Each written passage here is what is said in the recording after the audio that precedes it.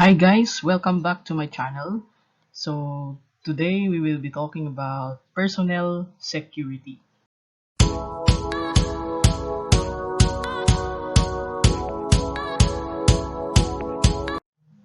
Personnel security refers to those practices, technologies, or services used to ensure personnel security safeguards are granted.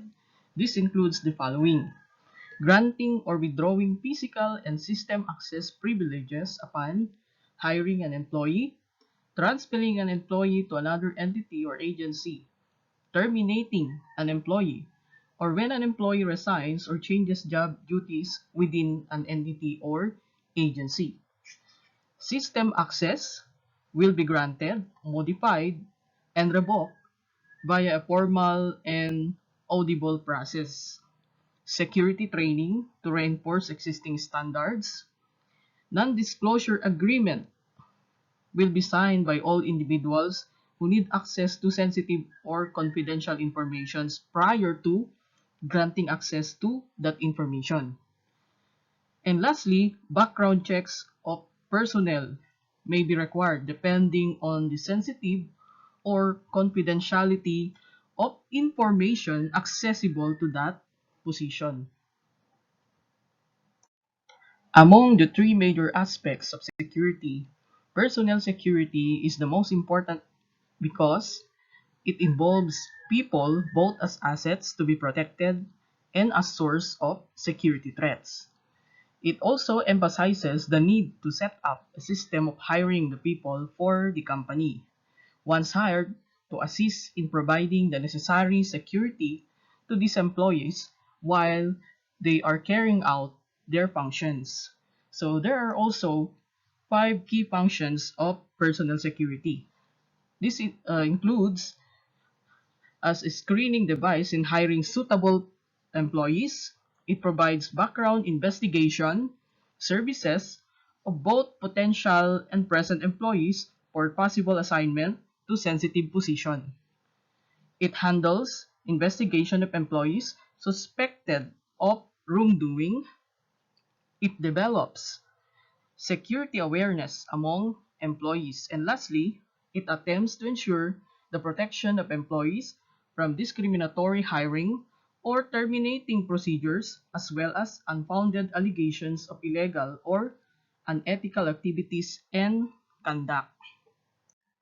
Personnel security investigation, a process of inquiry into the character, reputation, discretion, integrity, morals, and loyalty of an individual to determine the suitability for appointment or access to classified matter. Techniques of personnel security investigation. Background investigation. This technique is very expensive but necessary in personnel security. It serves to verify information on the application form and to obtain other information pertinent to decision to employ. It consists of partial background investigation and complete background investigation. So these are the example of components of background investigation: the residence history, citizenship, criminal record, educational history, and others. Source of information can be local source and national source.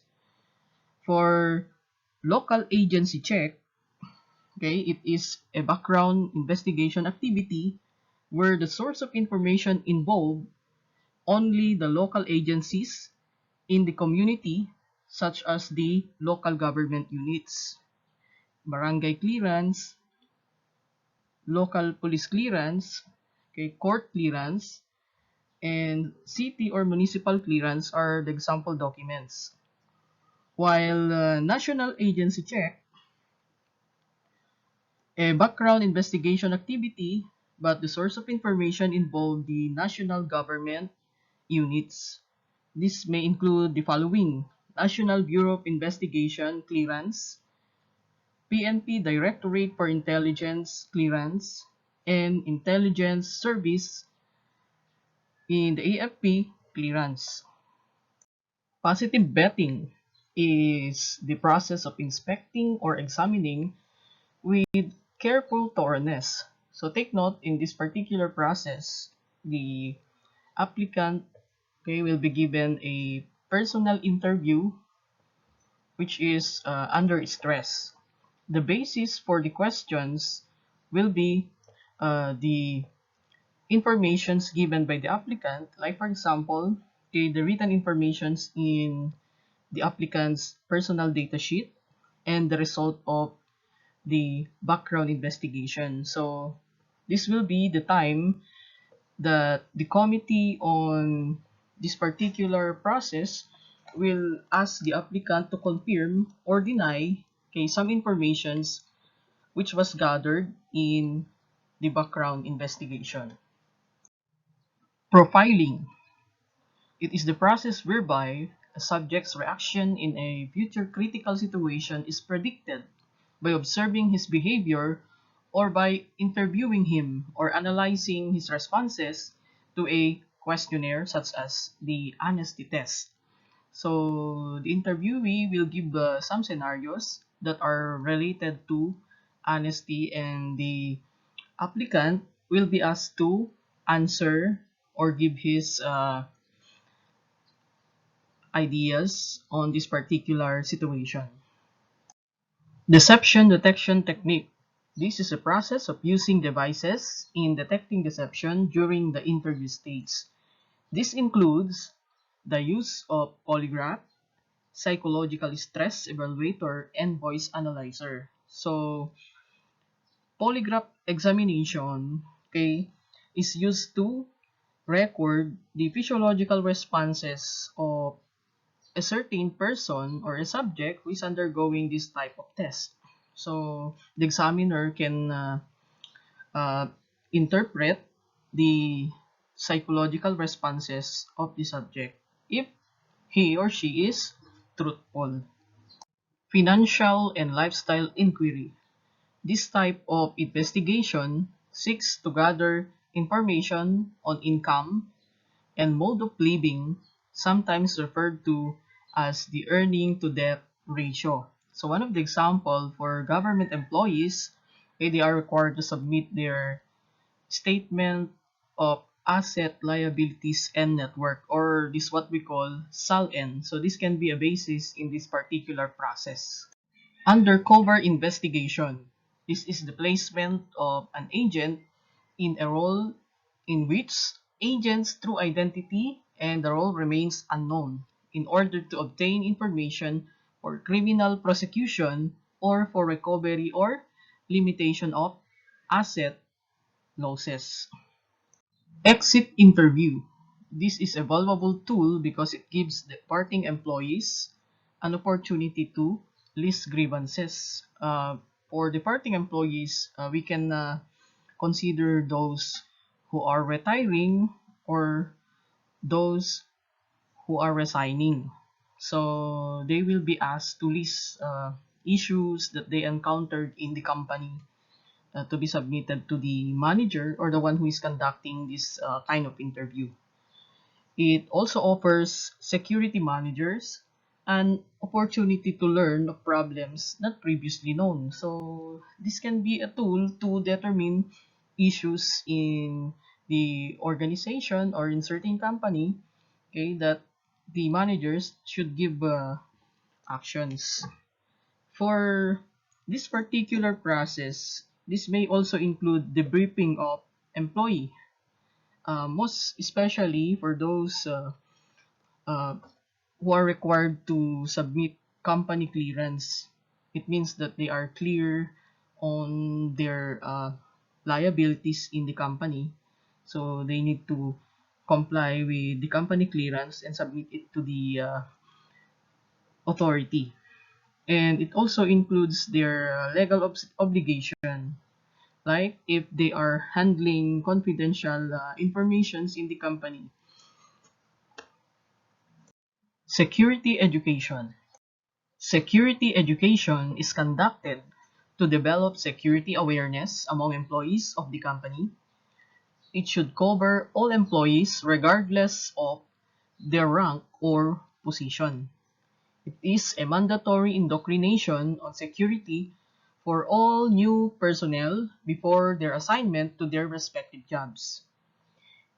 A down-the-line security program aimed at instilling consciousness and dedication through demonstration, lectures, motivation, and suggestions.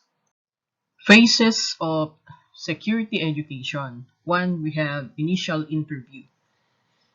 It is the first contact of the prospective employee wherein interviewer determines the suitability of the applicant for employment through his given answers on the different types of questions being asked. It is in this stage where the interviewer may start providing the necessary information as to the overview of the company's security policies and at the same time on the employee accountability and corresponding penalties that could result from violation therefrom. Orientation and training. It is in this stage where new employees receive detailed presentation of personnel security policy. Usually, handouts or employees' manual are being distributed for preference.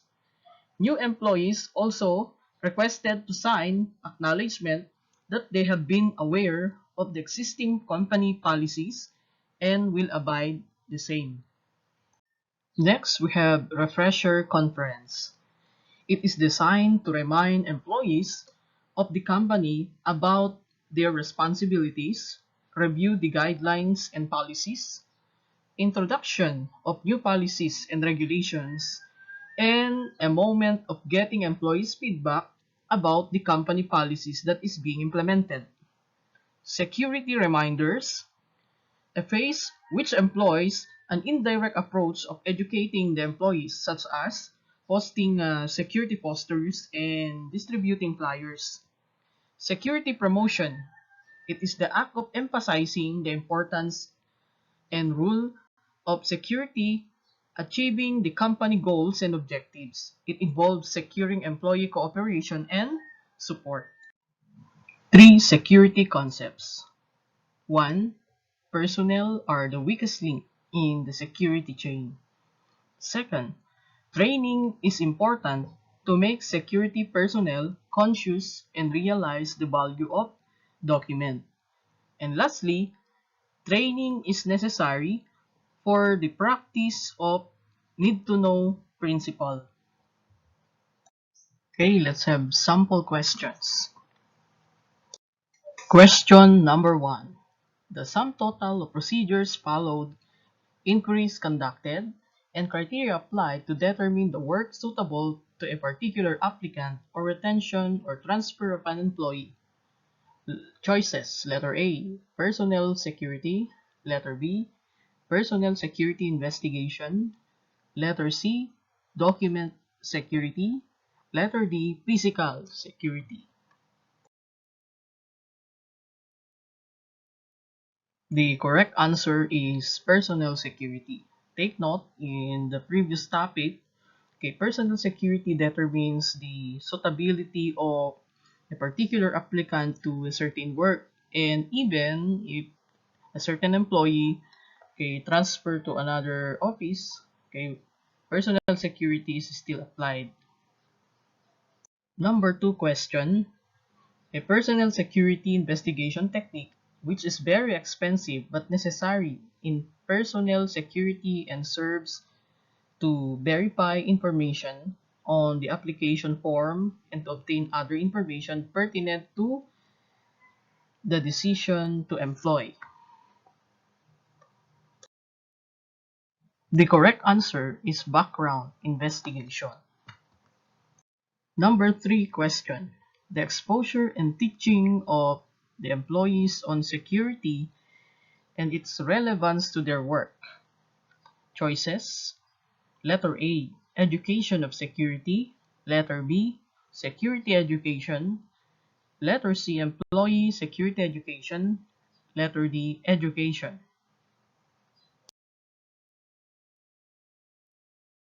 The correct answer is security education. Number 4 question. New employees should be briefed on security rules and regulations of the organization and the importance of observing them. This process is called A. Security information, B. Security reminders, C. Security orientation, and letter D. Security investigation. Correct answer is security orientation.